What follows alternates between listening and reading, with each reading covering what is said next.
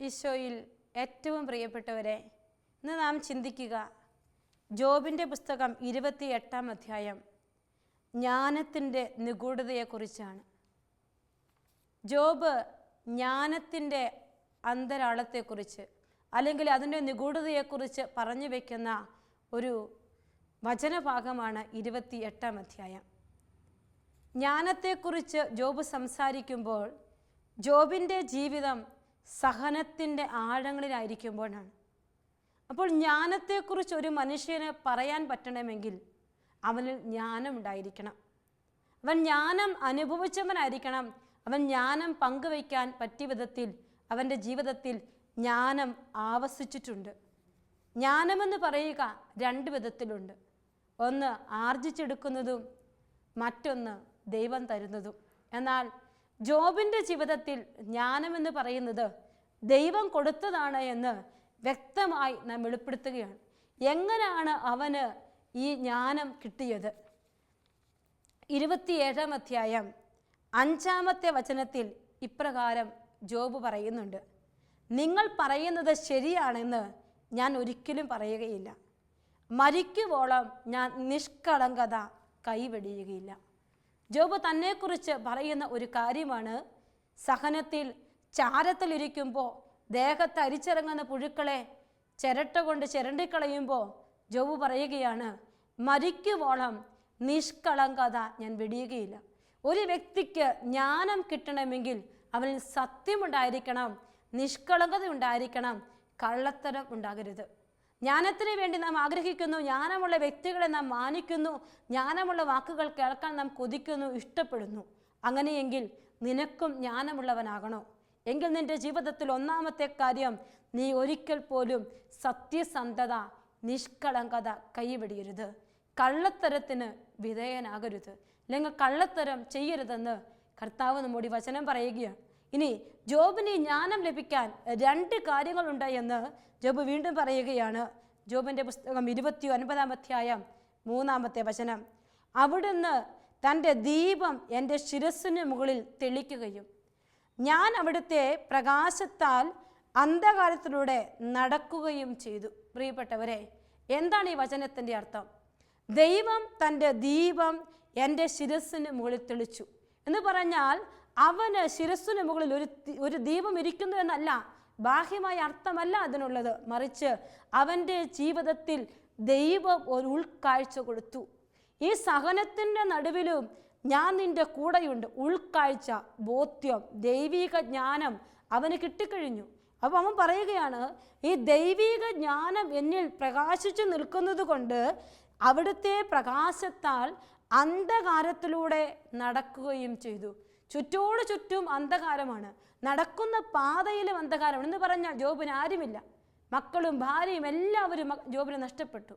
ആരുമില്ല, സമ്പത്തും സ്ഥാനമാനവും എല്ലാം നഷ്ടപ്പെട്ട ജോബ് തികച്ചും അന്ധകാരത്തിലാണ്, ഇരുട്ടിലാണ്. എന്നാൽ അവൻ പറയുകയാണ്, ദൈവം എൻ്റെ ശിരസ്സിന് മുകളിൽ ഇതാ ഒരു വലിയ പ്രകാശം തെളിച്ചു വെച്ചിരിക്കുന്നു. ആ പ്രകാശം തെളിച്ചിരിക്കുന്നത് കൊണ്ട് അന്ധകാരത്തിലും ഞാൻ നടന്നുകൊണ്ടേയിരിക്കും.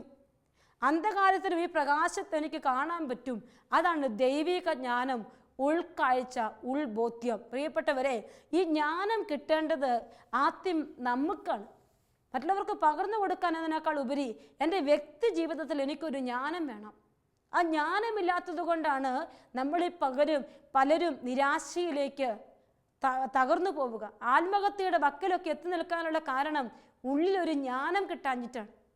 ദൈവത്തെക്കുറിച്ച്, ദൈവത്തിൻ്റെ പ്രകാശത്തെക്കുറിച്ച് ഒരു ജ്ഞാനം കിട്ടിയാൽ ജ്ഞാനം നിങ്ങളും അന്ധകാരത്തിൽ നടക്കാതിരിക്കില്ല.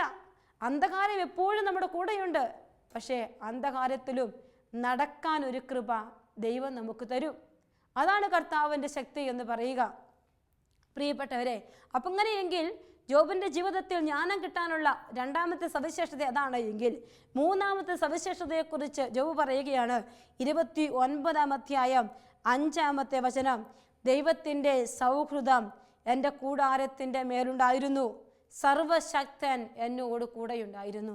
പ്രിയപ്പെട്ടവരെ, അന്ധകാലത്തിലും നടക്കണമെങ്കിൽ നിന്റെ കൂടെ കർത്താവ് തന്ന ജ്ഞാനം മാത്രം പോരാ, അവനും നിന്റെ കൂടെ ഉണ്ടാവണം. അവൻ്റെ കരം പിടിച്ച് നീ യാത്ര ചെയ്യണം. അപ്പോൾ ഈ 3 കാര്യങ്ങൾ ജോബിൻ്റെ വ്യക്തി ജീവിതത്തിൽ ജോബ് അനുഭവിച്ച് ജീവിച്ചതുകൊണ്ട് ജോബ് ഇതാ ജ്ഞാനത്തെക്കുറിച്ച് സംസാരിക്കുകയാണ്.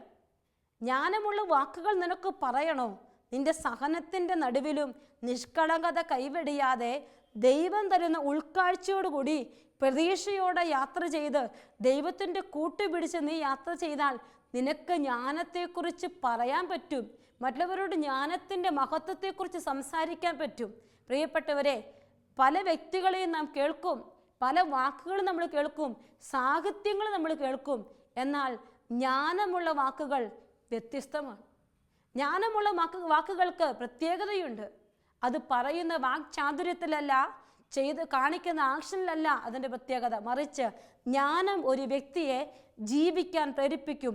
ഒരു വ്യക്തിയുടെ വാക്ക് നിന്നെ ജീവിക്കാൻ പ്രേരിപ്പിക്കുന്നുണ്ടെങ്കിൽ, നിന്നെ നടക്കാൻ സഹായിക്കുന്നുണ്ടെങ്കിൽ ആ വ്യക്തിക്ക് ജ്ഞാനമുണ്ട്. പ്രിയപ്പെട്ടവരെ, ജ്ഞാനമില്ലാതെ ആ വ്യക്തിക്ക് പറയാൻ പറ്റില്ല. അതാണ് വചനം പറഞ്ഞു വെക്കുക. അപ്പോൾ ജോബ് 28-ാം അധ്യായത്തിൽ 1 മുതലുള്ള വചനങ്ങളിലൂടെ ജ്ഞാനത്തിൻ്റെ നിഗൂഢതയെക്കുറിച്ച് പറഞ്ഞു വെക്കുമ്പോൾ 1 മുതൽ 11 വരെയുള്ള വചനങ്ങളിൽ ജ്ഞാനത്തിന് വേണ്ടി തേടുന്ന ഒരു മനുഷ്യനെ നാം കാണുകയാണ്. തേടുകയാണ്, അവൻ തപ്പുകയാണ്. എവിടെയാണ് ജ്ഞാനം ഇരിക്കുന്നത്? നമ്മൾ സ്വർണവും വെള്ളിയും ഒക്കെ കുഴിച്ചെടുക്കുന്നത് പോലെ എവിടെയാണ് ജ്ഞാനം ഇരിക്കുന്നത് എന്ന് അവൻ തപ്പുകയാണ്. വീണ്ടും 12 മുതൽ 19 വരെയുള്ള വചനങ്ങളിൽ ജ്ഞാനം എങ്ങനെയാണ് നാം കണ്ടെത്തുക, അത് ഒന്നിനോടും താരതമ്യപ്പെടുത്തുവാൻ സാധിക്കുകയില്ലെന്ന് ജോബ് പറയുകയാണ്. 20 മുതൽ 28 വരെയുള്ള വചനങ്ങളിൽ ജ്ഞാനം എവിടെ ഇരിക്കുന്നുവെന്ന് ജോബ് പറഞ്ഞു തരുന്നു. ജ്ഞാനം എവിടെയാണ്, എന്താണ് ജ്ഞാനമെന്ന് ജോബ് നമുക്ക് പറഞ്ഞു തരികയാണ്. ഇപ്പോൾ ജ്ഞാനത്തെക്കുറിച്ച് പറയുമ്പോൾ 28-ന്റെ 1 മുതലുള്ള വചനങ്ങളിൽ വെള്ളി കുഴിച്ചെടുക്കുന്ന ഖനികളും സ്വർണം ശുദ്ധീകരിക്കുന്ന സ്ഥലങ്ങളുമുണ്ട്. ഇരുമ്പ് ഭൂമിയിൽ നിന്നെടുക്കുന്നു, ചെമ്പ് അതിൻ്റെ അയിരിൽ നിന്ന് ഉരുക്കിയെടുക്കുന്നു. അപ്പോൾ മനുഷ്യൻ അന്ധകാരത്തെ വകവയ്ക്കാതെ കൊടും തമസിൻ്റെ അങ്ങേ അതിർത്തിയിൽ അയിരിന് വേണ്ടി തിരയുന്നു. മനുഷ്യവാസമുള്ള പ്രദേശങ്ങളിൽ നിന്ന് അകലെ താഴ്വരയിൽ അവൻ ഖനികൾ കുഴിക്കുന്നു. അവരെ യാത്രക്കാർ വിസ്മരിച്ചു പോയി. അവർ മനുഷ്യരിൽ നിന്ന് അകലെ ഖനികളിൽ കയറിൽ തൂങ്ങിക്കിടന്ന് പണിയെടുക്കുന്നു. എത്രയോ പേര് ഖനികളിൽ, സ്വർണ്ണ ഖനികളിൽ, കൽക്കരി ഖനികളിൽ ഒക്കെ പണിയെടുക്കുന്നു. ആ മനുഷ്യനിലേക്ക് സ്വർണവും വെള്ളിയും കൽക്കരിയും ഒക്കെ എത്തിച്ചേരുമ്പോൾ പണിയെടുത്ത മനുഷ്യനെക്കുറിച്ച് ആരും ചിന്തിക്കുന്നില്ല. അവനിങ്ങനെ തൂങ്ങിക്കിടന്നുകൊണ്ട് അവൻ താഴ്വരയിൽ അവൻ കുഴികൾ കുഴിച്ച് അവൻ ഖനികളിൽ നിന്ന് വലിയ അമൂല്യമായ സത്തുകളൊക്കെ എടുക്കുന്നുണ്ടെങ്കിലും അവനെ ആരും ഓർക്കുന്നില്ല. സ്വർണം കുഴിച്ചെടുക്കുന്നത് പോലെ അവൻ അന്ധകാരം, പ്രതിസന്ധി ഒന്നും അവൻ ചിന്തിക്കുന്നില്ല. അവൻ എന്താണോ ചിന്തിക്കുന്നത് അതെല്ലാം തപ്പിയെടുക്കാൻ അവൻ ശ്രമിച്ചുകൊണ്ടിരിക്കുകയാണ്. പിന്നെ 5-ാമത്തെ വചനത്തിൽ പറയും, ഭൂമിയിൽ നിന്ന് ആഹാരം ലഭിക്കുന്നു, എന്നാൽ അതിൻ്റെ അധോഭാഗം അഗ്നിയാൽ എന്നതുപോലെ തിളച്ചു മറയുന്നു. വലിയൊരു സത്യം പറയുകയാണ്. ഭൂമി നമുക്ക് ആഹാരം നൽകും, എന്നാൽ ഭൂമിയുടെ അധോഭാഗങ്ങളിൽ തിളച്ചു മറയുന്ന ലാവയാണ്. തിളച്ചു മറയുന്ന ലാവ അഗ്നിപർവ്വത സ്ഫോടനം പോലെ ഭൂമിയുടെ അകത്തളങ്ങളിൽ തിളയ്ക്കുകയാണ്. എന്നിട്ട് ജോബ് പറയുകയാണ്, അതിൻ്റെ കല്ലുകൾക്കിടയിൽ ഇന്ദ്രനീലവും സ്വർണ്ണത്തരികളുമുണ്ട്. കഴുകൻ ആ വഴി അറിയുന്നില്ല, പ്രാപ്പിടിയൻ അത് കണ്ടിട്ടില്ല. കഴുകന് ഭൂമിയുടെ അധോഭാഗങ്ങളിലേക്ക് ഇറങ്ങിപ്പോകാൻ പറ്റത്തില്ല, പക്ഷിപിടുത്തക്കാരന് അത് കണ്ടെത്താനും പറ്റില്ല. ഘോരമൃഗങ്ങൾ ആ വഴി നടന്നിട്ടില്ല, സിംഹവും അതിൽ പോയിട്ടില്ല. മനുഷ്യൻ തീപ്പാറയിൽ കൈവയ്ക്കുന്നു, അവൻ പർവ്വതങ്ങളെ വേരോടെ മറിച്ചു കളയുന്നു. പാറയിൽ അവൻ ചാലുകൾ കീറുന്നു, വിലപിടിച്ച് ഓരോ പദാർത്ഥവും അവൻ്റെ കണ്ണിൽപ്പെടുന്നു. വെള്ളം ഒലിച്ചിറങ്ങാത്ത വിധം അവൻ അരുവികൾക്ക് അണകെട്ടുന്നു, മറഞ്ഞിരുന്നവ അവൻ പുറത്തെടുക്കുന്നു. മനുഷ്യൻ്റെ പ്രയത്നവും അവൻ്റെ അധ്വാനവും അവൻ സമ്പാദിച്ചെടുക്കുന്നതുമൊക്കെ ജോബ് പറഞ്ഞു വയ്ക്കുകയാണ്. മൃഗങ്ങൾക്കൊക്കെ അപ്പുറത്തേക്ക് മനുഷ്യൻ ഇതിൻ്റെ ആഴങ്ങളിലേക്ക് എല്ലാം ഇറങ്ങിച്ചെന്ന് പർവ്വതങ്ങളെ മറിച്ചിട്ട് പർവ്വതങ്ങളിലൊക്കെ തെരഞ്ഞ് അവന് സ്വർണവും വെള്ളിയും എല്ലാം അവൻ സമ്പത്തായിട്ടെടുത്തു. അതാണ് 1 മുതൽ 11 വരെയുള്ള വചനങ്ങളിൽ ജോബ് പറയുന്നത്. വർഷങ്ങളായി നടന്നുകൊണ്ടിരിക്കുന്ന കാര്യങ്ങളാണിത്. സ്വർണവും കോപ്പറും എല്ലാം അവർ കുഴിച്ചെടുക്കുകയാണ് മനുഷ്യർക്ക്. എന്നാൽ ഇതൊക്കെ സാധ്യമാണ്. എന്നാൽ യഥാർത്ഥ ജ്ഞാനം അതവന് കുഴിച്ചെടുക്കാൻ പറ്റില്ല. അവൻ എത്ര കുഴിച്ചാലും, എത്ര പർവ്വതങ്ങളിൽ തെരഞ്ഞാലും, എത്ര ഭൂമിയുടെ അധോഭാഗങ്ങളിലേക്ക് അവൻ ഇറങ്ങിയാലും യഥാർത്ഥ ജ്ഞാനം അവന് സ്വന്തമാക്കാൻ പറ്റില്ല എന്ന് ഇവിടെ വചനം വ്യക്തമായി പറയുകയാണ്. എന്നാൽ 12 മുതൽ വചനങ്ങളിൽ നാം ഇപ്രകാരം കാണും. ജോബ് ചോദിക്കുകയാണ്, എന്നാൽ ജ്ഞാനം എവിടെ കണ്ടെത്തും? അറിവിൻ്റെ സ്ഥാനം എവിടെ? അങ്ങോട്ടുള്ള വഴി മനുഷ്യൻ അറിയുന്നില്ല. ജീവിക്കുന്നവരുടെ നാട്ടിൽ അത് കണ്ടു കിട്ടുകയുമില്ല. അഗാധത പറയുന്നു അതെന്നിലില്ല. സമുദ്രം പറയുന്നു അതിവിടെയില്ല. സ്വർണം കൊടുത്താൽ അത് കിട്ടുകയില്ല. വെള്ളി തൂക്കിക്കൊടുത്താലും അതിൻ്റെ വിലയാവില്ല. ഓഫീർ പൊന്നും ഇന്ദ്രനീലവും ഗോമേതകവും അതിൻ്റെ വിലയ്ക്ക് തുല്യമല്ല. പ്രിയപ്പെട്ടവരെ, സ്വർണം കൊടുത്താൽ നിഷ്കളങ്കത കിട്ടില്ല. സ്വർണം കൊടുത്താൽ ദൈവത്തിൻ്റെ സൗഹൃദം കിട്ടില്ല.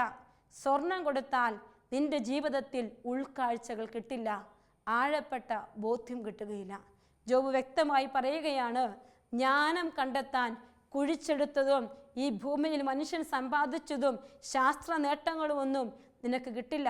നമുക്ക് വേണമെങ്കിൽ സ്വർണത്തെക്കുറിച്ച് ഒരുപാട് പ്രബന്ധങ്ങൾ എഴുതാൻ പറ്റും. ഇത് ഉണ്ടാക്കിയെടുക്കുന്നതിനെക്കുറിച്ച് ഒരുപാട് തീസിസുകൾ തയ്യാറാക്കാൻ പറ്റും. എന്നാൽ അതൊക്കെ സാധാരണ അറിവാണ്. സ്വർഗത്തിൻ്റെ അറിവെന്ന് പറഞ്ഞാൽ അത് ദൈവം നിനക്ക് തരണം. അതാണ് വചനം പറയുക. ജ്ഞാനം എവിടെയാണ്? ജ്ഞാനം എവിടെയാണെന്ന് വചനം പറയുകയാണ്. സ്വർണത്തിനും സ്ഫടികത്തിനും അതിനോട് സമാനതയില്ല. തങ്കം കൊണ്ടുള്ള ആഭരണങ്ങൾക്ക് വേണ്ടിയും അത് കൈമാറാൻ പറ്റുകയില്ല. പവിഴത്തിൻ്റെയോ പളുങ്കിൻ്റെയോ പേര് പറയുക പോലും വേണ്ട. ജ്ഞാനം മുത്തിനേക്കാൾ അമൂല്യമാണ്. എത്യോപ്യയിലെ പുഷ്യരാഗത്തെയും ഇതിനോട് താരതമ്യപ്പെടുത്തുക സാധ്യമല്ല.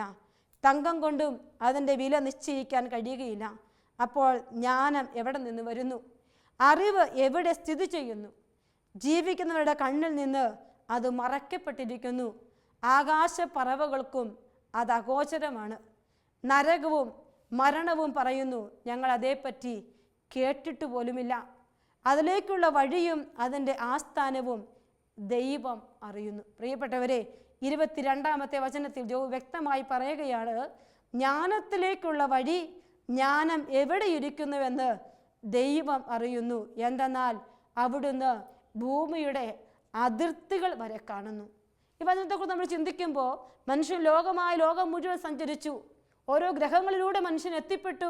മനുഷ്യൻ എവിടെയൊക്കെ ഏതൊക്കെ കണ്ടുപിടിക്കാമോ അതൊക്കെ അവൻ കണ്ടുപിടിച്ചു. ക്രോമസോമുകളും പുതിയ ജീനുകളും ഒക്കെ അവൻ കണ്ടെത്തി. എന്നാൽ ജ്ഞാനം എവിടെ ഇരിക്കുന്നു?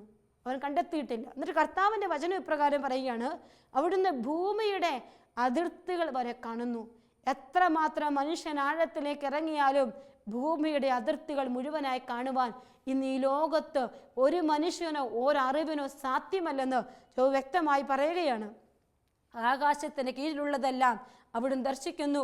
അവിടുന്ന് കാറ്റിന് ശക്തി കൊടുക്കുകയും വെള്ളത്തിന് അളവ് നിശ്ചയിക്കുകയും ചെയ്തപ്പോൾ, മഴയ്ക്കൊരു നിയമവും ഇടിമിന്നലൊരു മാർഗവും നിശ്ചയിച്ചപ്പോൾ അവിടുന്ന് ജ്ഞാനത്തെ ദർശിക്കുകയും പ്രഖ്യാപിക്കുകയും ചെയ്തു. ഇവിടെയാണ് കർത്താവിൻ്റെ ജ്ഞാനത്തെക്കുറിച്ച് നമുക്ക് മനസ്സിലാക്കാൻ പറ്റുക. കാറ്റിന് ശക്തി കൊടുക്കാൻ ഇന്ന് ഒരു മനുഷ്യനും സാധ്യമല്ല. പ്രിയപ്പെട്ടവരെ, ഒരുവിധ ഉപകരണത്തിനും സാധ്യമല്ല കാറ്റിന് ശക്തി കൊടുക്കാൻ. കാറ്റിനെ അയക്കാനും കാറ്റിന് ശക്തി കൊടുക്കാനും പറ്റുന്നവൻ ദൈവം മാത്രം. ഏത് നിരീശ്വരവാദിയും ഒരു നിമിഷം ഇതിനെക്കുറിച്ച് ചിന്തിച്ചാൽ അവിടെ അവന് മനസ്സിലാകും, അവൻ്റെ ഒരു നിരീശ്വരവാദത്തിനും ഈ ഒരു കാര്യം ചെയ്യാൻ സാധിക്കുകയില്ല. വീണ്ടും പറയുകയാണ്, ബദലായി അവൻ പറഞ്ഞുകൊണ്ടിരിക്കുകയാണ്, വെള്ളത്തിൻ്റെ അളവ് നിശ്ചയിക്കുകയും ചെയ്തപ്പോൾ, ഭൂമിയിൽ കുടികൊള്ളുന്ന കടലുകളിൽ കായലുകളിൽ കുടികൊള്ളുന്ന വെള്ളത്തിൻ്റെ അളവ് മുഴുവൻ കണക്കാക്കാൻ ഇന്ന് ഈ ലോകത്ത് ഒരു മനുഷ്യനും സാധ്യമല്ല. ഒരു മനുഷ്യൻ്റെയും അളവുകോലുകൾ കൊണ്ട് അളന്ന് തിട്ടപ്പെടുത്താൻ പറ്റില്ല എങ്കിൽ അത് സർവ്വത്ത് നന്മയായ അനന്തജ്ഞാനമായ ദൈവത്തിന് മാത്രമേ ഈ ജ്ഞാനത്തെ അളക്കുവാൻ സാധിക്കുകയുള്ളൂ എന്ന് വചനം വ്യക്തമായി പറയുകയാണ്. വീണ്ടും വചനം പറയുന്നു, മഴയ്ക്കൊരു നിയമം. പ്രിയപ്പെട്ടവരെ, ശാസ്ത്രത്തിന് മഴയെ നിർമ്മിക്കാൻ പറ്റുകയില്ല. ശാസ്ത്രം എത്ര പുരോഗമിച്ചാലും ഈ ലോകത്തിൽ മനുഷ്യൻ എത്രമാത്രം വീരപരാക്രമങ്ങൾ ചെയ്താലും ഒരിക്കലും മഴയ്ക്ക് നിയമം ഉണ്ടാക്കാൻ പറ്റില്ല. നമുക്ക് പ്രവചിക്കാൻ പറ്റും, ഇന്ന സമയത്ത് മഴ പെയ്തേക്കാം, നാളെ മഴ കൂടുതലായിരിക്കും, നാളെ കാറ്റ് കൂടുതലായിരിക്കും. എന്നാൽ മഴ ഇന്ന സമയത്തെ പെയ്യാവൂ എന്ന് പറയാൻ പറ്റില്ല. ഈശോ ശിശുരുടെ കൂടെ കടലിൽ യാത്ര ചെയ്യുമ്പോൾ അവൻ ഉറങ്ങുകയാണ്. എന്നാൽ വള്ളത്തിലേക്ക് ആഞ്ഞടിച്ചു കയറിയപ്പോൾ ഭയപ്പെട്ട ശിഷ്യർ യേശുവിനെ വിളിച്ചുണർത്തുമ്പോൾ അവൻ കടലിനെ നോക്കി കാറ്റിനെ ശാന്തമാക്കി കടലിനെ ശാസിച്ചെന്ന് വചനം രേഖപ്പെടുത്തി വെച്ചിട്ടുണ്ട്. അതെ, അവൻ്റെ കരങ്ങൾക്ക് മാത്രമേ നിയമത്തെ സൃഷ്ടിക്കാൻ പറ്റൂ. വെള്ളത്തിൻ്റെ നിയമത്തെ, കാറ്റിൻ്റെ നിയമത്തെ ഒക്കെ സൃഷ്ടിക്കാൻ അവന് മാത്രമേ പറ്റൂ. അഗാധമായ ജ്ഞാനത്തോടെ ജോബ് പറയുകയാണ്. നിരീശ്വരവാദികളെ നിശബ്ദമാക്കാൻ തക്ക വിധത്തിൽ ജോബ് സംസാരിക്കുകയാണ്. ഇന്ന് എത്രയോ വ്യക്തികൾ പിടുത്തത്തോടെ സംസാരിക്കുകയാണ്. ദൈവം എവിടെയെന്ന് അനേകർ ചോദിച്ചുകൊണ്ട് നിൽക്കുമ്പോൾ പ്രിയപ്പെട്ടവരെ, ഈ ബുദ്ധിയുള്ള മനുഷ്യൻ ഒരു നിമിഷം ജോബിൻ്റെ പുസ്തകം 28-26 ആഴത്തിലൊന്നിറങ്ങിയാൽ അവൻ എങ്ങനെ കാറ്റിന് ശക്തി കൊടുക്കും? അവൻ എങ്ങനെ വെള്ളത്തിനെ അളന്ന് തിട്ടപ്പെടുത്തും? അവൻ എങ്ങനെ മഴയ്ക്ക് നിയമം കൊടുക്കും? ഇടിമിന്നലിന് മാർക്കം നിശ്ചയിക്കും. ശരിയല്ലേ പ്രിയപ്പെട്ടവരെ? മിന്നലുകൾ എവിടെ വരുന്നുവെന്നോ, എപ്പോൾ വരുന്നെന്നോ, ഏത് ദിശയിൽ അത് സഞ്ചരിക്കുന്നെന്നോ ആർക്കും പറയാനാവില്ല. അതിൻ്റെ പ്രകാശം മാത്രം നാം കാണുന്നു, അതിൻ്റെ ശബ്ദം മാത്രം നമ്മൾ കേൾക്കുന്നു. എന്നാൽ അതിൻ്റെ പാതകൾ എവിടേക്ക്, എപ്പോഴെന്ന് അറിഞ്ഞുകൂടാത്ത ഒരവസ്ഥ മനുഷ്യനുണ്ട്. അവൻ്റെ അറിവ് തുച്ഛമാണ് പ്രിയപ്പെട്ടവരെ. ജ്ഞാനമുള്ള മനുഷ്യന് കർത്താവിൻ്റെ ശക്തിയാൽ മുന്നേ കൂട്ടി ഇതൊക്കെ കേൾക്കുവാൻ, കാണുവാൻ, പറയുവാൻ സാധിക്കും. ഇന്നെന്തേ പല കാര്യങ്ങളും ദൈവിക മനുഷ്യർ മുൻകൂട്ടി പ്രവചിക്കുന്നു. അതിന് പിന്നിൽ ദൈവത്തിൻ്റെ ജ്ഞാനം അവനിൽ കുടികൊള്ളുന്നത് കൊണ്ടാണ്. പ്രാർത്ഥനയിലൂടെ മാത്രമേ നിനക്കത് സാധിക്കുകയുള്ളൂ. സഹനത്തിലൂടെ മാത്രമേ നിനക്കിത് സാധിക്കുകയുള്ളൂ. നിന്റെ ജീവിതത്തിൽ ജ്ഞാനം ആവശ്യമാണ്. വീണ്ടും വചനം പറയുകയാണ്, അവിടുന്ന് ജ്ഞാനത്തെ ദർശിക്കുകയും പ്രഖ്യാപിക്കുകയും ചെയ്തു. അവിടുന്ന് അതിൻ്റെ ആഴം അളക്കുകയും മൂല്യം നിർണയിക്കുകയും ചെയ്തു. എത്രമാത്രം ജ്ഞാനമെന്ന് അവിടുന്ന് തന്നെ കണ്ട് അളന്ന് മൂല്യം നിർണയിച്ചു വെച്ചിരിക്കുന്നു. അവിടുന്ന് മനുഷ്യനോട് പറഞ്ഞു, ജ്ഞാനം കർത്താവിനുള്ള ഭക്തിയാണ്, തിന്മയിൽ നിന്ന് അകലുന്നതാണ് വിവേകം. കർത്താവ് മനുഷ്യനോട് പറയുകയാണ്, നിനക്ക് ജ്ഞാനം വേണോ? ദൈവഭക്തിയാണ് ജ്ഞാനത്തിൻ്റെ ആരംഭമെന്ന്, തിന്മയിൽ നിന്ന് അകന്നു നിൽക്കുന്നതാണ് വിവേകമെന്ന്.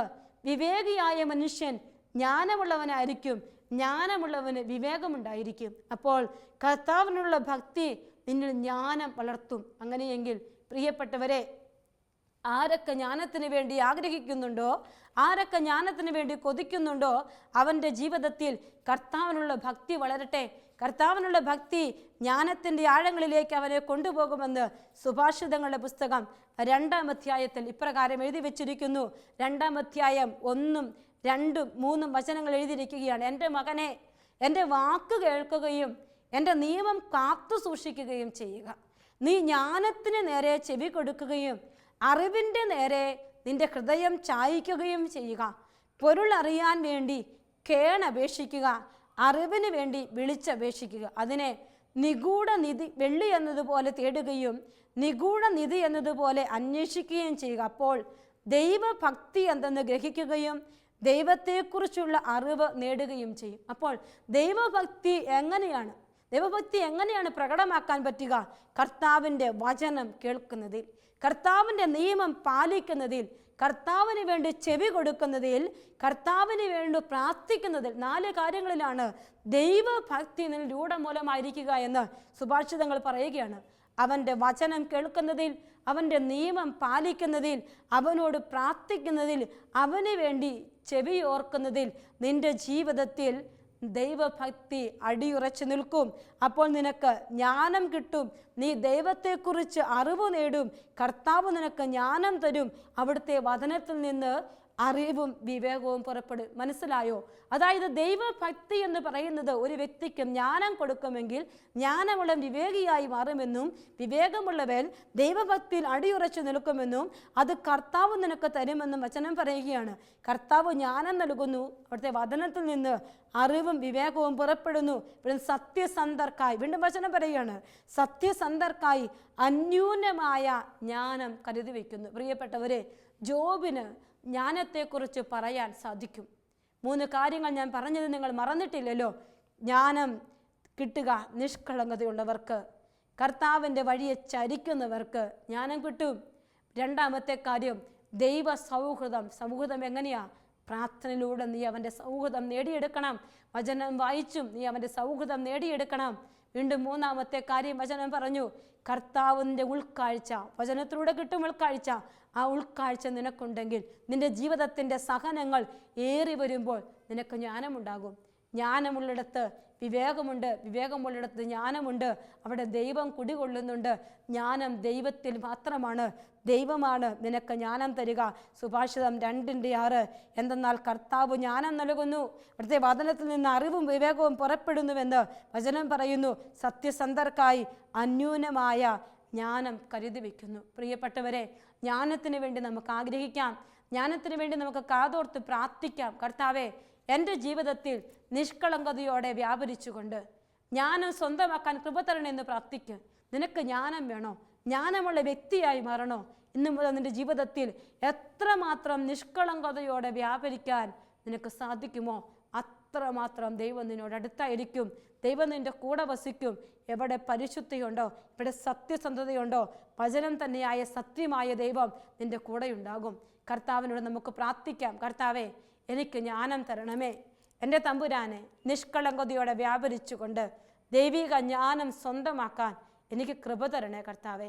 എൻ്റെ ജീവിതത്തിൻ്റെ സഹനവേളകൾ ജ്ഞാനത്തിലേക്ക് നീ എന്നെ നയിക്കുന്നതാണെന്ന് മനസ്സിലാക്കിക്കൊണ്ട് കർത്താവേ, നിന്നോട് കൂടെ നിഷ്കളങ്കതയോടെയും സത്യസന്ധതയോടെയും നിൻ്റെ സൗഹൃദത്തിലും വ്യാപരിച്ചുകൊണ്ട് ജ്ഞാനമുള്ള വ്യക്തിയായി ജീവിക്കാൻ എനിക്ക് കൃപ തരണേ ഈശോയെ.